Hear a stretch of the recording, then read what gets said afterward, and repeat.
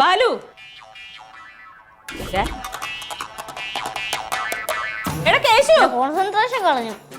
എന്തൊക്കെ തിന്നോട്ടൊക്കെ അപ്പം വിളിക്കും. കേൾക്കുക. നീ ഇന്ന് ക്ലാസ്സിൽ പോകുന്നില്ലേ?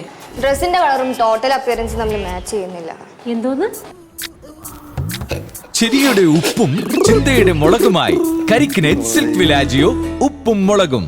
ഇന്ന് രാത്രി 8 മണിക്ക് ഫ്ലവേഴ്സിൽ HD ദൃശ്യമികവോടെ. ഇത് നല്ല ചിരിയുടെ ഉപ്പും മുളകും.